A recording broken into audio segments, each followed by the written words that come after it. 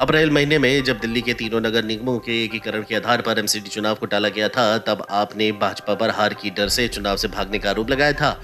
उस समय की परिस्थितियों में आपका ये कदम राजनीतिक आरोप प्रत्यारोप होते हुए भी पूरी तरह गलत भी नहीं लग रहा था। लेकिन आज भाजपा न केवल निगम चुनावों के लिए तैयार है, बल्कि उसे इस बात का भरोसा भी है कि निगम की सत्ता में जीत का चौका लगाने में कामयाब रहेगी। 6 महीने के अंदर भाजपा में ये आत्मविश्वास कैसे आया? आज की परिस्थिति में दिल्ली नगर निगम की चुनावी पिच पर कौन दल किस स्थिति में है, इन सभी के बारे में जानते हैं।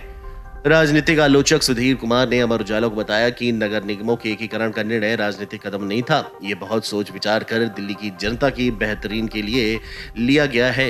नगर निगम के कर्मचारियों के वेतन पर जिस तरह दिल्ली सरकार और निगमों में टकराव होता रहा है, अब उस तरह की स्थिति नहीं होगी। दक्षिणी नगर निगम के अतिरिक्त बजट से सभी कर्मचारियों के भुगतान की आसान व्यवस्था हो जाएगी। बता दें कि आपने पंजाब में ऐतिहासिक सफलता हासिल की थी। इससे अरविंद केजरीवाल और आम आदमी पार्टी की लोकप्रियता काफी ऊंची थी। यदि उस समय चुनाव होते तो दिल्ली नगर निगमों में भाजपा को नुकसान उठाना पड़ सकता था। लेकिन 6 महीने में ही दिल्ली की राजनीतिक परिस्थितियां पूरी तरह से बदल गई हैं। आम आदमी पार्टी नेताओं पर गंभीर मामले सामने आए हैं। इससे अरविंद केजरीवाल और पार्टी की छवि पर गहरा असर पड़ा है। उसे निगम चुनावों में इसका नुकसान भी उठाना पड़ सकता है।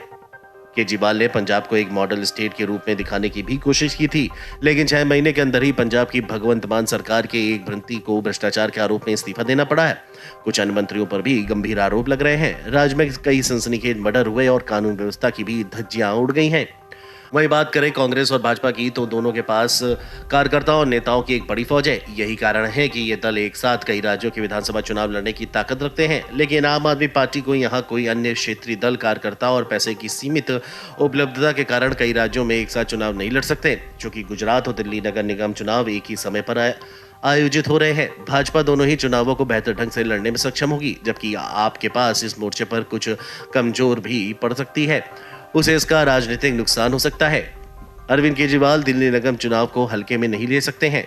इसमें आम आदमी पार्टी की हार हुई तो भाजपा इसे दिल्ली की जनता पर केजरीवाल की पकड़ के खत्म होने के तौर पर प्रचारित कर सकती है। वहीं वे गुजरात में अगर असफल हुए तो पार्टी की आगे की संभावनाओं पर नकारात्मक असर पड़ सकता है।